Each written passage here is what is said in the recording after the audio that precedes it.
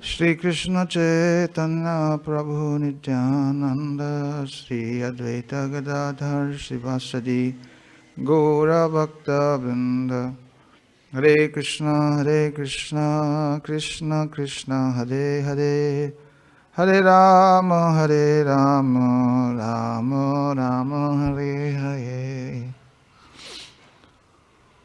So first of all, I offer my Sangdanvat pranams unto the lotus feet of our most worshipful Srila Gurudev, Nitya Leela Pravishta Om Vishnupad, Shrimad Bhaktivedanta Narayan Goswami Srila Guru Maharaj, to our Upanuga Guru Varga and all the assembled Vaishnavas and Vaishnavis.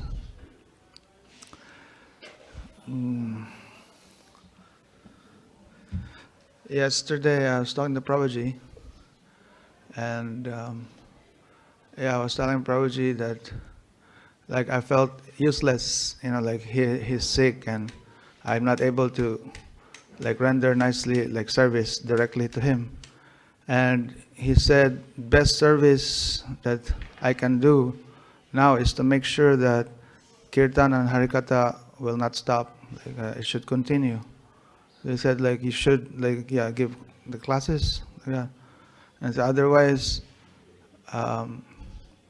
this place will be like a crematorium, he's saying. So then therefore we can we continue our class.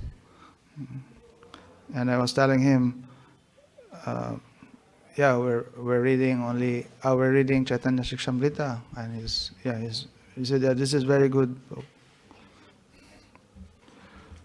So we continue.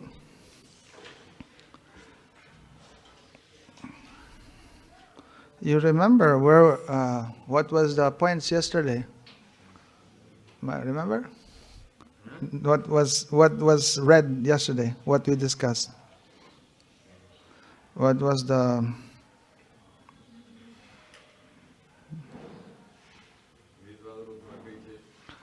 Yeah, that's the previous day, and actually we finished the first stream.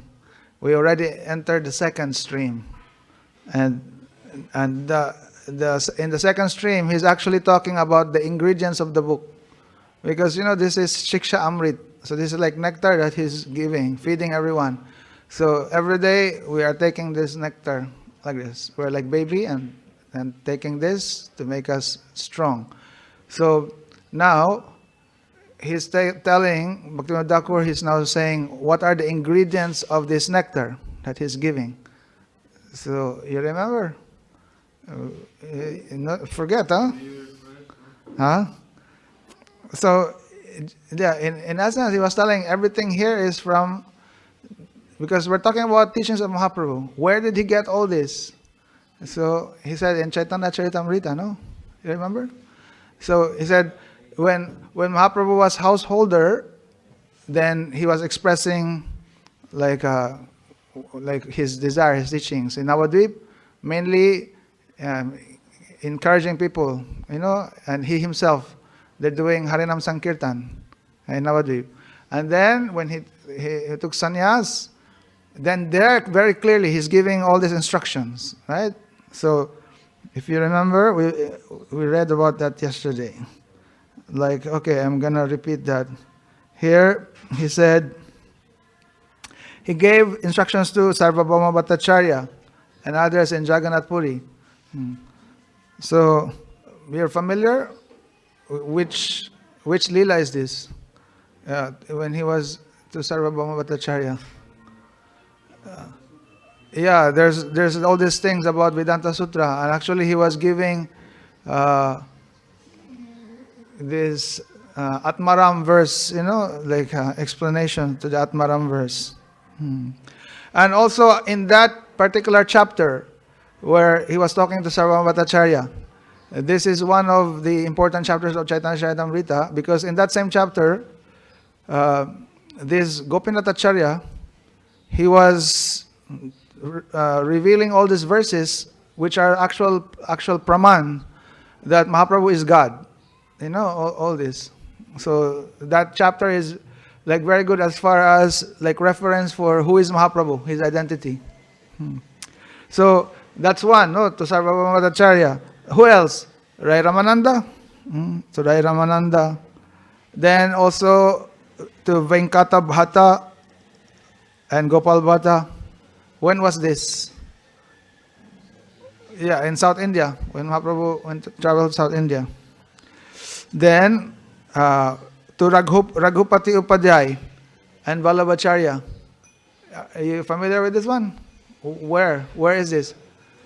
Raghupati Upadhyay and Vallabhacharya. That's in the same chapter of Rupa Shiksha. You know, like Mahaprabhu met Rupa Goswami in Prayag. But it was not just he was teaching to Rupa Goswami. In that same section in Chaitanya sikshamrita, Mahaprabhu was in Prayag, but he was also talking, aside from Rupa, there was a time, 10 days, he was with Rupa Goswami. But also at that time, he was with Vallabhacharya. Actually, before he met Rupa, he was with Vallabhacharya. And there was also this Raghupati Upadhyay. He was asking questions to Raghupati Upadhyay, like Ramananda Sambad, you know, like asking questions to Rai Ramananda, and Ramananda Prabhu giving answers like this. Then, of course, Sanatan Goswami, we know, teaching Sanatan Goswami, that is Sanatan Shiksha. Also to Prakashananda Saraswati. Where is this? Yeah, in Varanasi. In Varanasi. Prakashananda Saraswati. Both this Sanatan Goswami, the Sanatan Shiksha, and also to Prakashananda Saraswati, that was in Varanasi. Prakashananda Saraswati, he was the leader of the Mayavadi groups there. So Bhaktivinoda Thakur, he said, based on all these instructions, then he has compiled his teachings. So in this second stream, he's showing the ingredients of this nectar that he is distributing. And okay, so that's review, no? Yesterday. And we ended, I think, with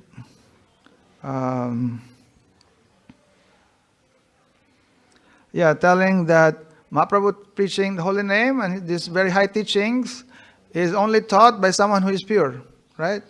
Yeah, I think this is the last point. Like, if someone not pure, how you can teach all these things? He's saying here, if a preacher's character and conduct are imperfect, it is not possible for him to teach pure transcendental dharma. So, if you remember, we mentioned this. Some people, they're taking salary, you know, and they're using their preaching as a means of livelihood. Yeah, like doing preaching like this will not result in like very pure, like very successful, like highest conception. No. He said the fruit of their preaching is not as it should be. And he is actually then quoting a verse, and I think this is where we stop. He quoting a verse from Chaitanya sikshamrita, we're telling the Panchatattva. You remember now? We mentioned the Panchatattva yesterday. The Panchatattva appeared. He's saying here.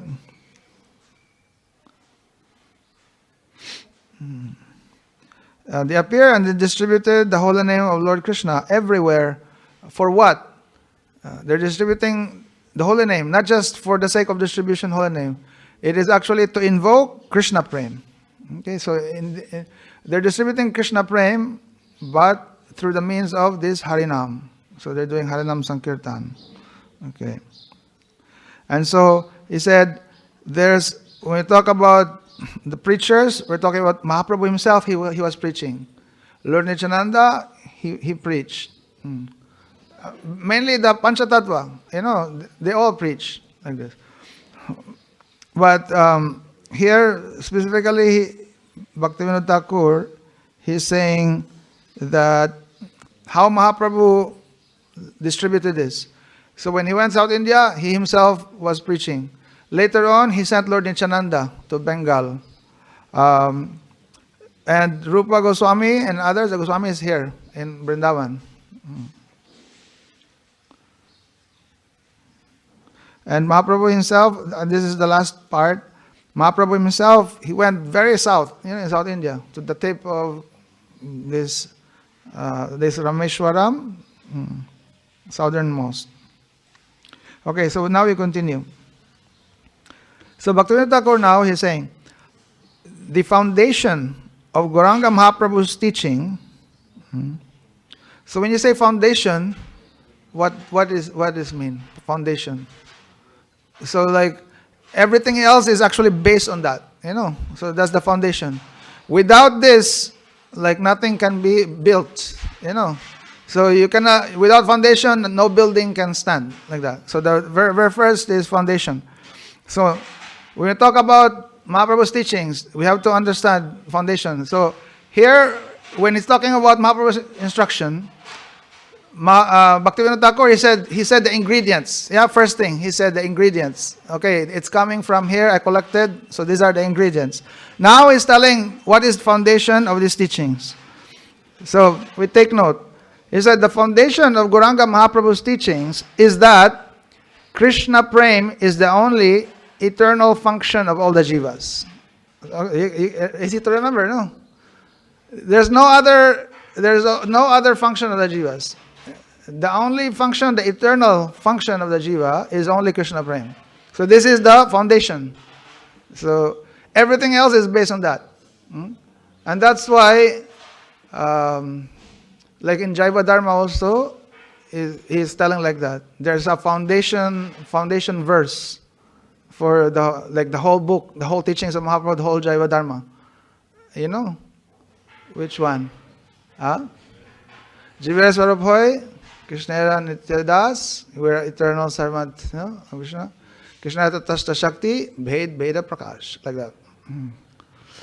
So, he's saying now, so he said, this is the foundation. The foundation is, what is that again? No, the foundation, you don't have to say the verse if you don't understand, but understand, this is the foundation of the teachings of Mahaprabhu. If someone asks you, what are the teachings of Mahaprabhu? We already know. Gurudev said, and we should know this also. In one verse, you can tell what is teachings of Mahaprabhu. What is that one? This one, Aradhya Bhagavan, Bhaje Satana, this one, like that. But there are so many things there. Also, if you mention this Dasamul, that's 10 points, really. But here, it's very important to understand. These things have a foundation. That's what Bhaktivinoda Thakur now is pointing out. Okay, so you have to point out, if someone asks you, what is the foundation of your teachings? And what is that? That Krishna Prem is the only dharma of the jivas. Is the only eternal dharma of the living entities. Krishna Prem. Okay, so he's making it very clear. The jiva can never be separated from this eternal function. And why is that? He's saying that jiva can never be separated from this function. Why? Because this is our eternal dharma. This is our nature. Like this. However, due to forgetting Sri Krishna, the jiva is bewildered by Maya and attracted to objects other than Sri Krishna. Therefore, Krishna Prem, which is the jiva's eternal function, is hidden within his innermost being. The jiva in material existence is defeated by many types of sufferings. You are able to understand this? Yeah, he's saying right now, because we forget, we are bewildered by Maya and attracted. We forget of this our eternal function, and therefore we are bewildered by Maya and attracted to objects other than Krishna. And therefore this Krishna Prem becomes hidden. And like right now, we may say, some may say like, we never have this. We never have. But this is the thing. Like, this is our nature. You look at an ice. The ice is completely like hard. Like, if hard like ice frozen in the freezer. It's completely different to water. Like the nature of water, completely different. You will not find like like an ice, like really hard ice. You will not find the characteristics of water, which is soft and liquid, like that. But what is the real nature of this ice? Is water. So as ice, you don't see. So it's like this is the analogy to make us understand. Like our nature really is servant of Krishna, like Krishna Prem, like this. This is our dharma. But right now it's not manifest. It's hidden. Because we are like the water that's put in the freezer. Now we're frozen, like this. And therefore very hard, like this. But, as this has been mentioned before, if you are put in a favorable condition, like by mercy of sadhus and, by Krishna, you are put in a favorable condition, it's like now you're taken out from the freezer. And then now, then your nature will come out naturally, like this. So then the ice begins to melt, and then you can see, it's back to water. So that is our condition. The jiva in material existence is defeated by many types of sufferings. If by some good fortune the jiva understands, I am the eternal servant of Krishna, then his nitya dharma is reawakened. Okay, so this is the beginning of jiva's good fortune. If he begins to understand, I am the servant of Krishna. That's why in Vedanta Sutra, what is the first sutra? Tato Brahma Jigyasu. You ask, you inquire about like Brahman, like this. So because from that inquiry, like who am I? Then that's the beginning of your trying to connect to like your real identity, like, I am the servant. Okay, so that is like the beginning of auspiciousness.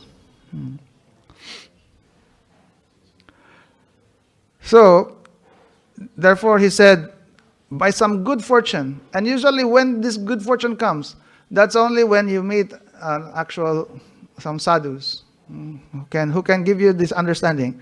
So he said, if by some good fortune the jiva understands, I am the eternal servant of Krishna, then his nitya dharma is reawakened.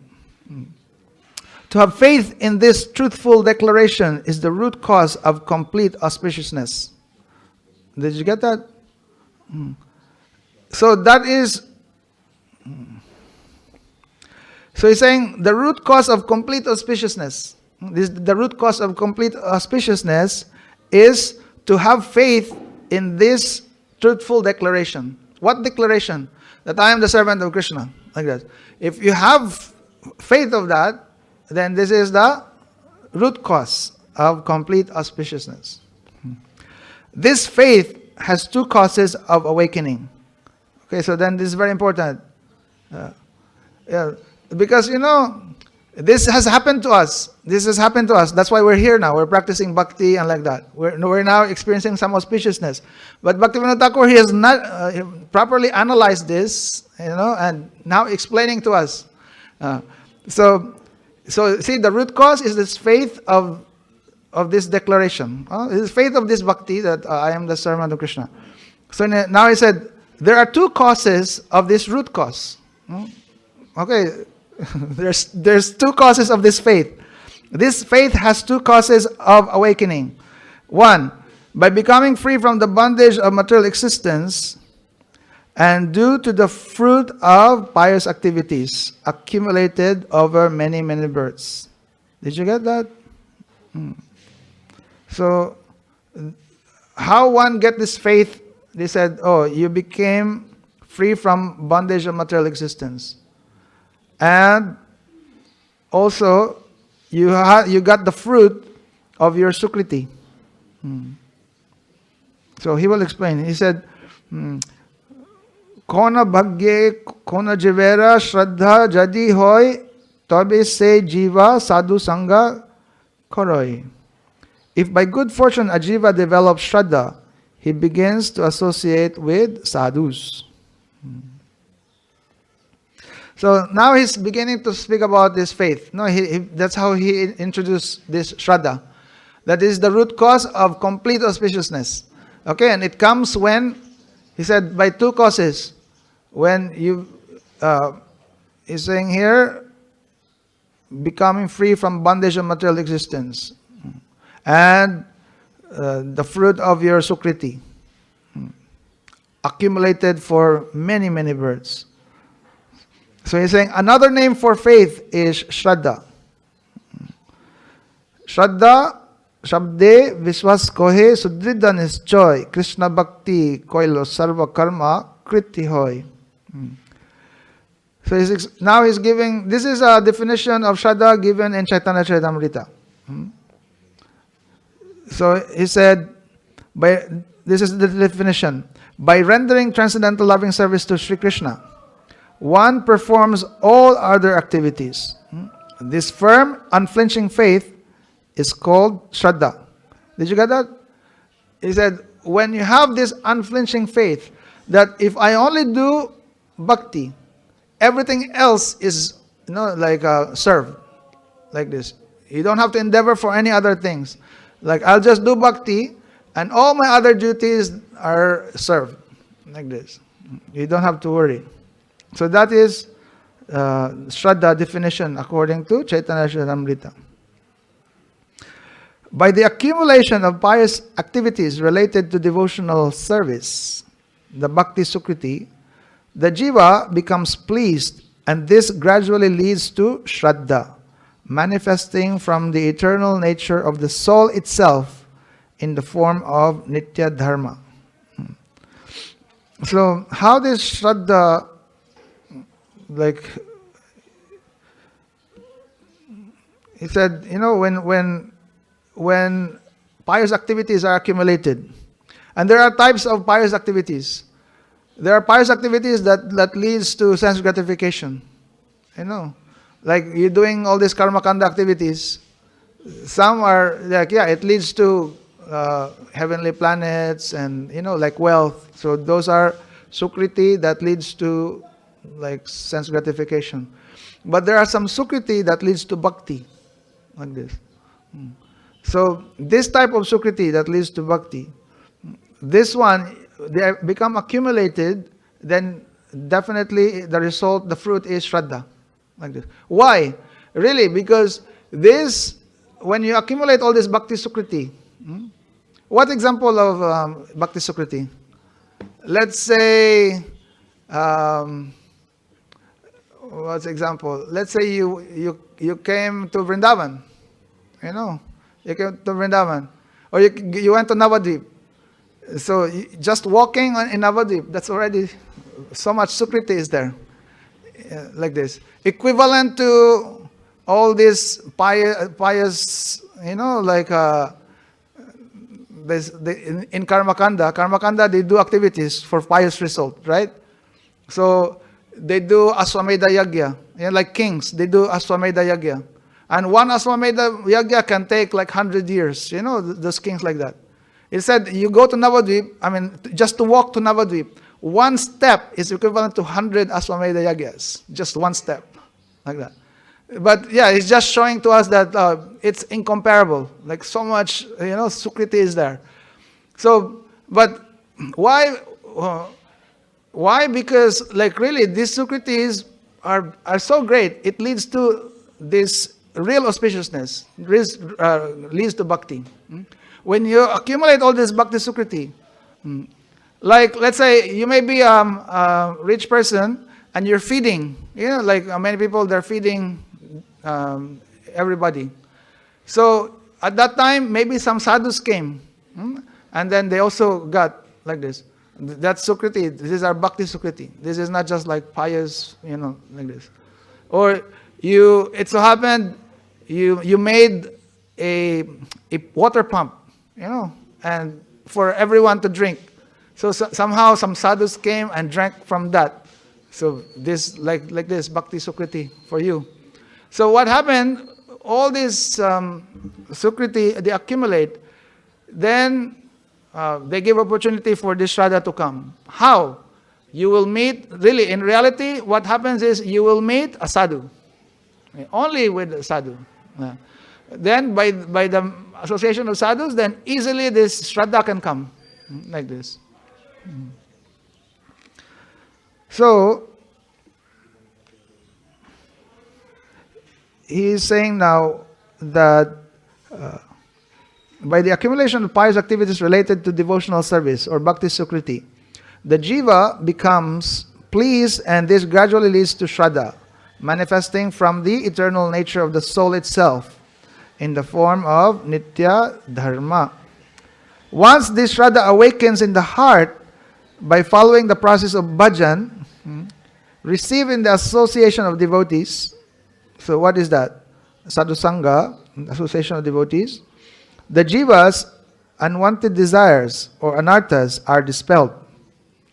From the stage of Shraddha, the jiva gradually attains the stages of steadiness or nishta, then ruchi or taste, then attachment, asakti, and finally arrives at the first stage of prem known as bhav. Okay, so this is nothing new to us. This has been explained so many times, and this teaching is actually what Rupa Goswami has nicely explained in Bhaktivinoda Sindhu. Also, Vishwanath Chakravarti Thakur, he has written this very important book, this Madhurya Kadambini, explaining these stages of bhakti. So here, Bhaktivinoda Thakur, he's just in summary, he's just telling, these are the stages of bhakti. Now, take note, when, like in Madhurya Kadambini, before talking about the stages of bhakti, Vishwanath Chakravarti Thakur, he make it very clear that bhakti does not depend from anything. Bhakti is only coming from bhakti. Like now, we say, oh, the root cause of all auspiciousness is Shraddha. Okay, so it's like, oh, this is like the beginning. This is now the beginning of bhakti reawakening. You know, this prem now beginning to reawaken in the jiva. Right. So then he's saying here that, oh, where this coming from when there's accumulation of sukriti. So then you may think that, oh, bhakti coming from sukriti. It depends on sukriti. Like this. Is it correct though? We just explained, no? Like, oh, you cannot have Shraddha if you don't have enough sukriti. So how possible?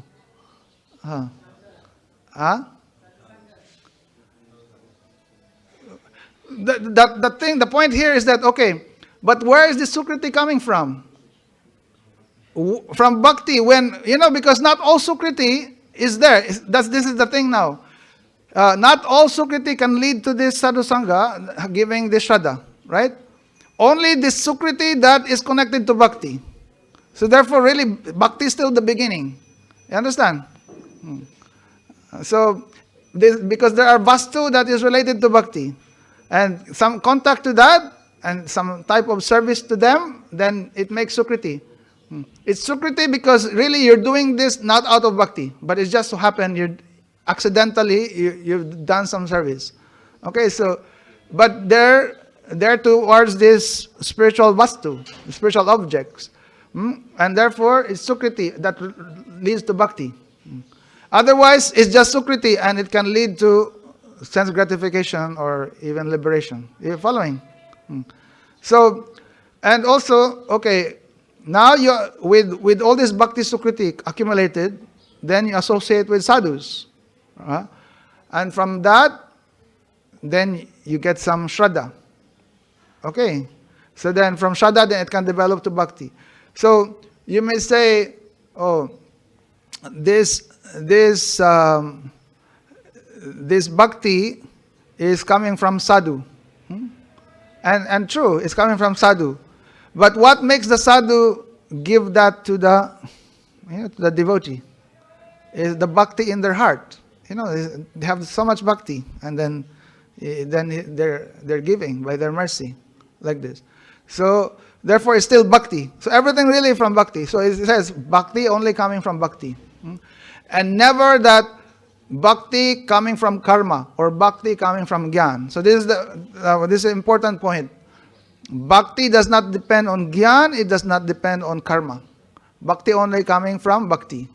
Okay, so this is shraddha. This itself, understanding this, is shraddha. Having that faith that bhakti is so great, bhakti is independent, doesn't need anything else. Okay, so this is faith in bhakti. So now, he's saying that once the shraddha is awakened in the heart, then he will be following the process of bhajan. And how? Because when shraddha develops, then he will always want to be in association of devotees. No? So sadhu sangha. So you're familiar with the level? Like according to the verse of Rupa Goswami? He says, what is that? Ado shraddha tato sadhu sangha tato vajan kriya tato anartha nivriti, then nishta, then ruchi, asakti, then bhav, right? So, actually, one time Gurudeva explained the word ado actually refers to initial sadhu sangha. The word ado shraddha. Before shraddha, there will be initial sadhu sangha. Because from some sadhu, then this shraddha will come. And of course, how you get the initial sadhu sangha, that means you have accumulated enough bhakti sukriti. So, ado, shraddha, then from shraddha, then you're actually inspired to associate with sadhus. Stay in the association of sadhus. Why? Because you have so much faith. Now not necessarily so much faith. Now you have some faith in bhakti. And therefore you become attracted. Like, I only do bhakti. I don't need to do anything else. And so then you will see that this activity of bhakti is with this group of people, the sadhus. So you stay with them. So that's sadhu sangha. And from that sadhu sangha, then bhajan kriya. Bhajan kriya meaning now you begin the process of bhajan. Bhajan means service. So you learn from the sadhus like how to serve. Now, in Madhurya Kadambini also, it explains that this sadhu sangha attains, like the symptom of the maturity of sadhu sangha is when you accept guru. When you accept guru and take diksha. Before that, then that means really your sadhu sangha is not enough. And really you don't have a complete sadhu sangha. So because once you accept guru, that means really you have very strong association now. You have someone, you're now in connection with sadhus. Okay. So then from that point when you accept guru, then that will begin a very strong process of bhajan kriya. Because with guru, he's giving you diksha. Then he will teach you now how to serve. Then you begin. So then bhajan kriya. Then with bhajan kriya, what happens? Anartha nivriti. Anarthas begin to go away. So many anarthas are there. We mentioned before, no? Different anarthas, right? You remember? So in Bhakti Rasamrita Sindhu, he mentions 4 kinds of anarthas. What? Swarup Brahm, Asatrishna, Hriday Durbalya, Aparad. These things. Swarup Brahm meaning not it is ignorance of your identity, right? And Asatrishna, what is that? Thirst for material things. And what else? Hriday Durbalya, weakness of heart, and aparad, like this. So that's one aspect of knowing the types of anarthas. But also in Madhurya Kandamini, it's explained four types of anarthas according to where they're coming from, where they're arising from. So there's anarthas coming from duskriti, or coming from sukriti, anarthas coming from bhakti, and anarthas coming from aparad, like this. So when you begin bhajan, from that point of bhajan kriya, there's anarthas going away, like this. Now, anarthas coming from bhakti begins when bhakti also starting, like this. But those anarthas from bhakti, easily they go also. The last one to go, and the very persistent anarthas, are the ones coming from aparad, like that. But, okay, that's another deep subject. But here, Bhaktivinoda Thakur, he's just giving a summary. That, okay, Shraddha, this Shraddha will have to develop into Nishtha. Okay? And really, it's not that these stages is like completely different. Like when you attain Nishtha, you're finished with Shraddha. Like, no. This is now becoming more complete. Actually, when Shraddha matures, when Shraddha becomes 100%, that is really Nishtha. Like this. So, because Nishtha means your Shraddha is very strong now, very complete. Like this. So then, after Nishtha, then you begin to taste. The taste will start. Because no, you're doing bhajan, you're doing service. When you're doing service, then anarthas are going away. When you attain the stage of Nishtha, that means you're doing this service very fixed. Like already, your environment will not like like bring you down. Sometimes you're up and down like that. But Nishtha means, okay, you're steady now. But of course, can also go down. But at least more, like by force on your own, you can do like this. So that's Nishtha. But in Nishtha, you're not tasting anything. No. When Ruchi comes, then that means, oh, taste is there. Here. You have taste in the activities now you're doing, like this. So, like someone sick, he cannot taste, but he knows he has to eat, so he's eating. He's forcing himself, okay, eat, like this. But when he becomes like maybe now strong and well, he can actually taste now, oh, this actually tastes good. And so he eats more, like that. And more than that is asakti. Asakti means now attachment. The taste now becomes very concentrated. Now, he likes so much. Before, he's forcing himself to eat. Like, oh, I have to eat because this is good for me. In asakti,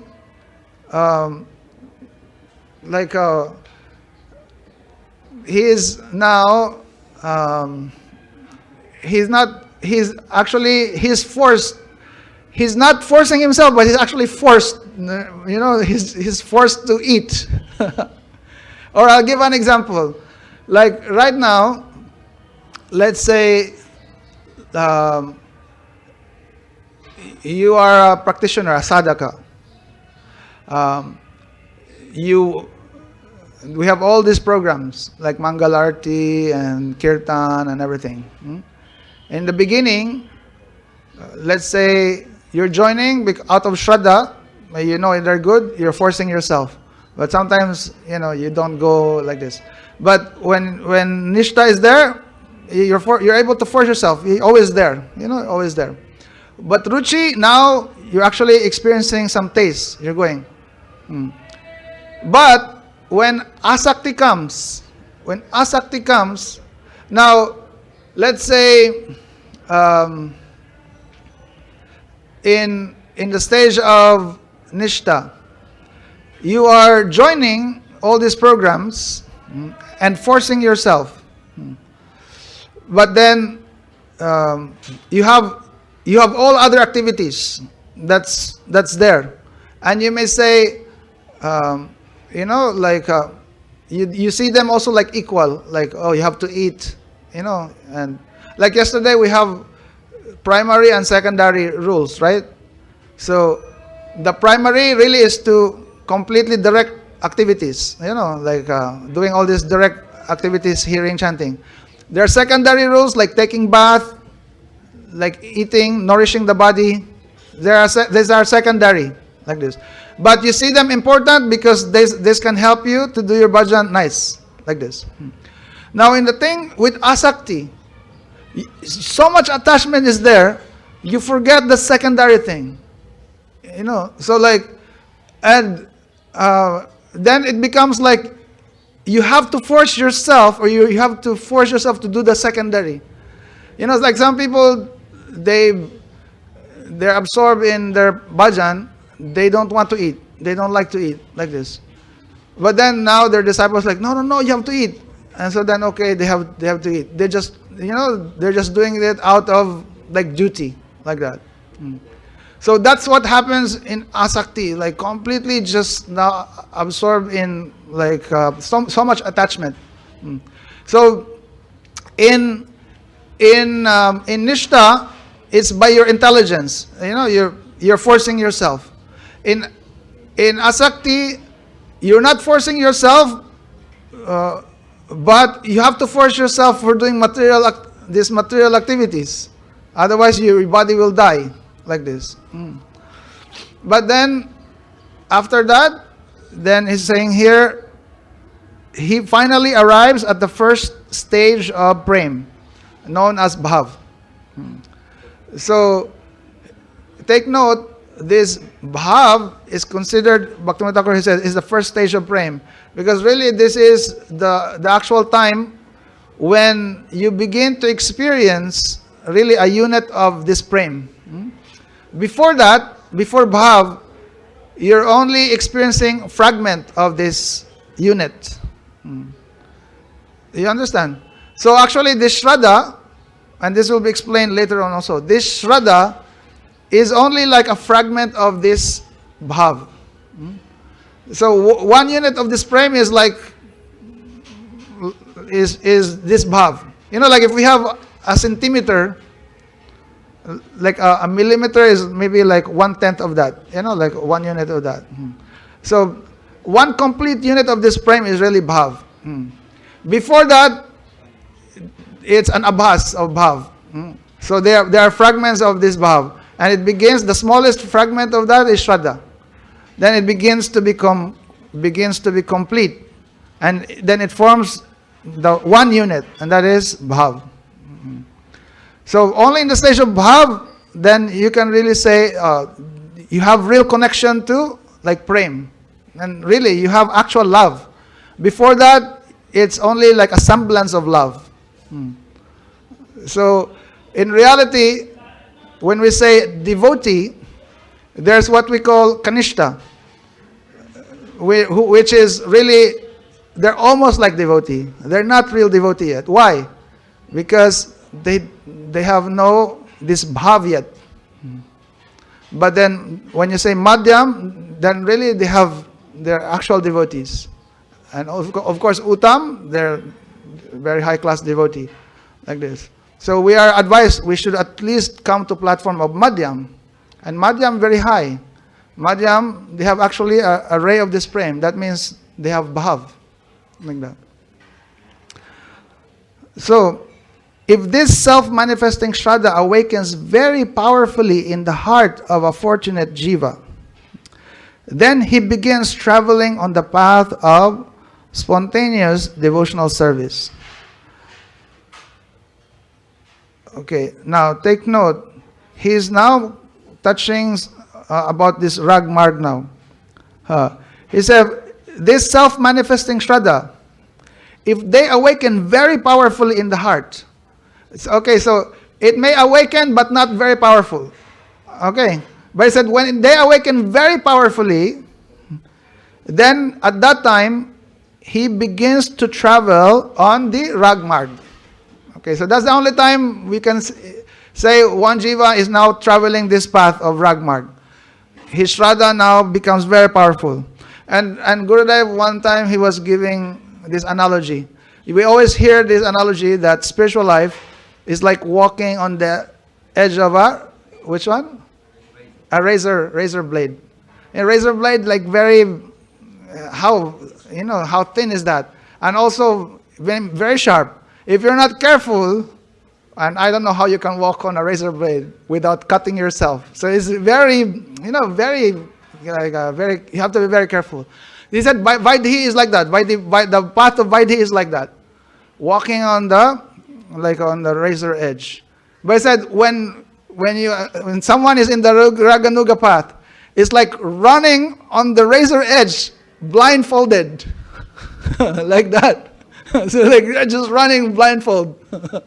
So that means like here it said the Shraddha awakens very powerfully, like this, and now you're in this path, Ragmarg. So in this state, the devotee's intelligence is not dependent upon the reinforcing instructions of the scriptures. Okay, so yeah, he's saying now in Ragmarg, if you are in that state now, you're following in Ragmarg because your Shraddha is very strong, very powerful. And really, if you analyze this, how is it that his Shraddha is very powerful? Like in what sense that is powerful? If you try to analyze, when you say about Ragmarg, is actually, what's the characteristic of Ragmarg? What is the qualification? What is that? Only greed. So when you say greed is there, and really if you analyze also, what does it mean? What constitutes greed? Greed means like so much strong desire, like greed. Like someone, he likes to eat so much, very greedy. So he likes whatever, he eating like this, very greedy. So what is the ingredient of this greed? Really, how would you define? Like, what is the factor that makes someone greedy? What is that? Really, it's ruchi. It's taste, ruchi. So if you try to analyze, really that means his Shraddha very strong is more than nishta. Now ruchi is there, so strong. And therefore it doesn't matter to him. I will do. Yeah, he's just like that. He's very determined now.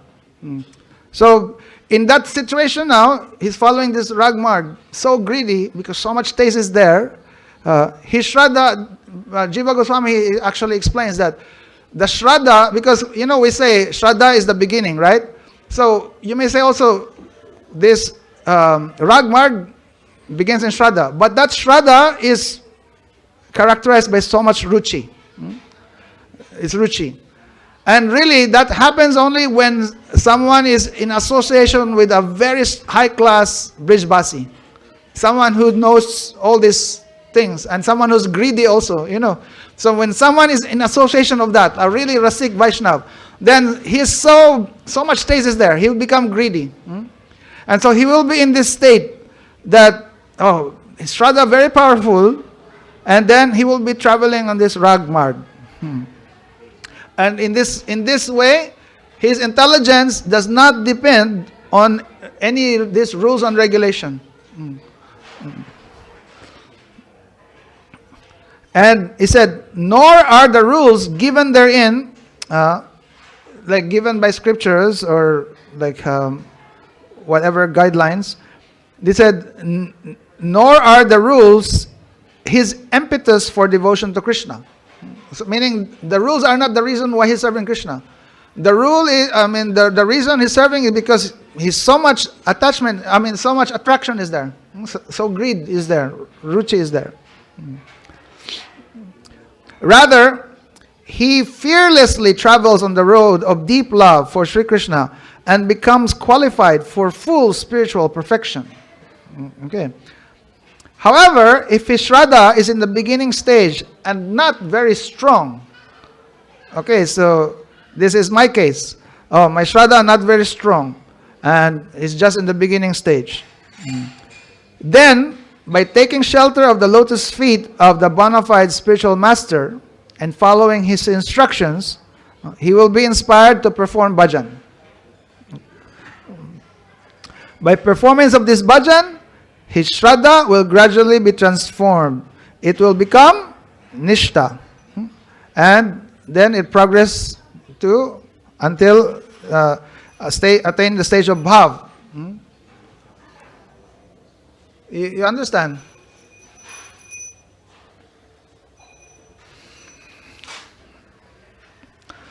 So this is like the general situation, and mostly people are like that. Faith is there but not very strong, and therefore necessary very like association. Like you surrender to a spiritual master, the spiritual master giving you like instruction. Then by that, then can become very strong.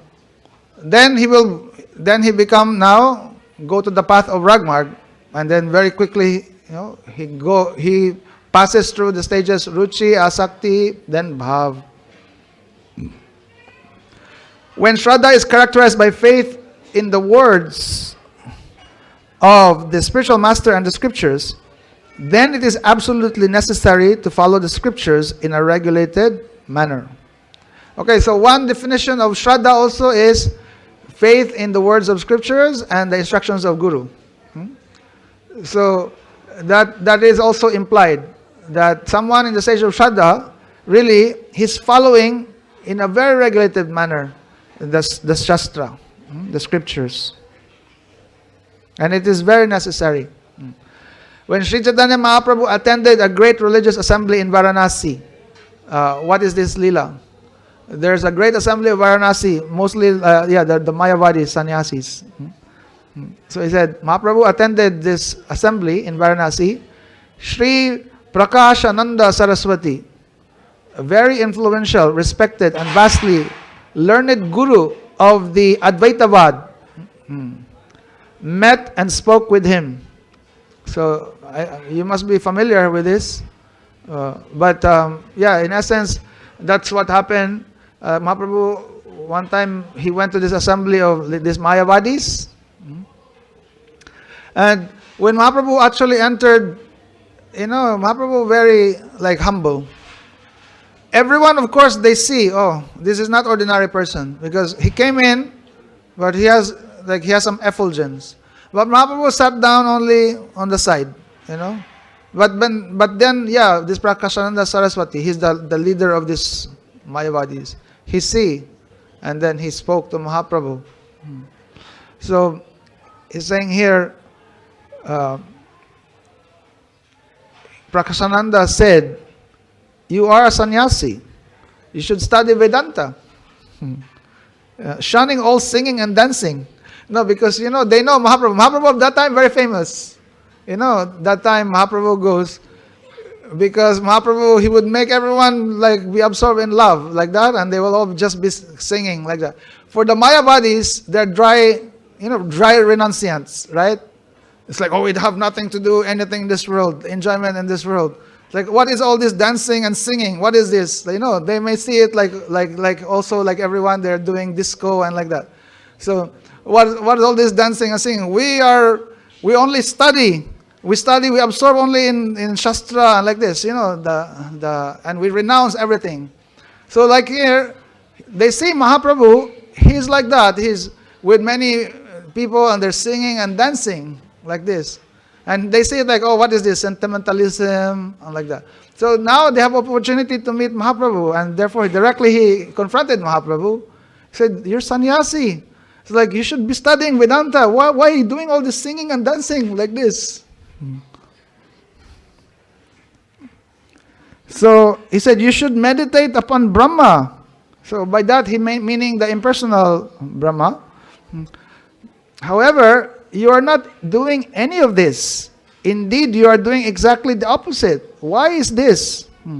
This is completely improper for a sannyasi to constantly dance and sing like a maddened sentimentalist.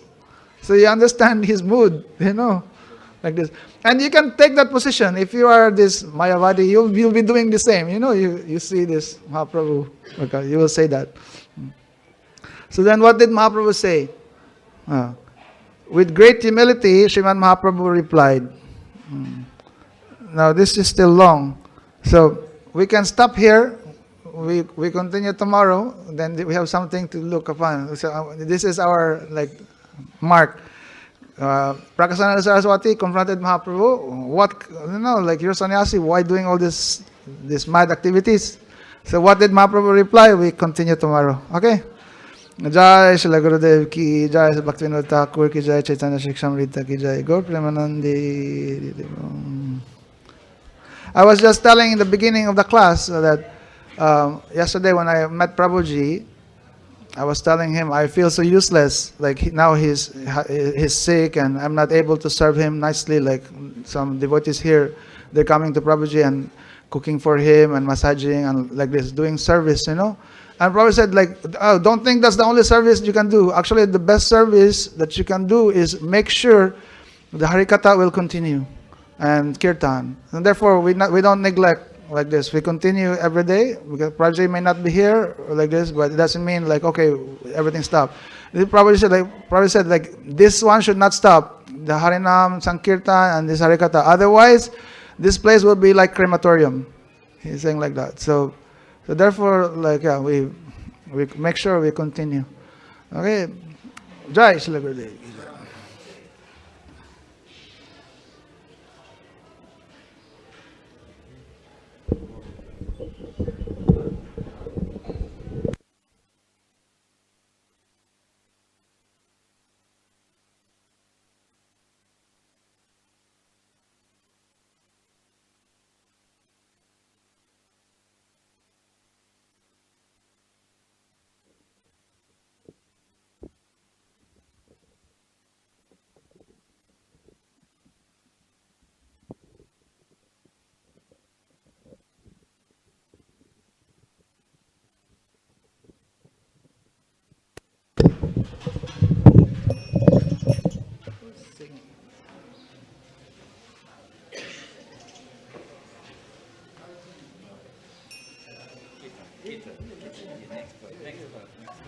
Next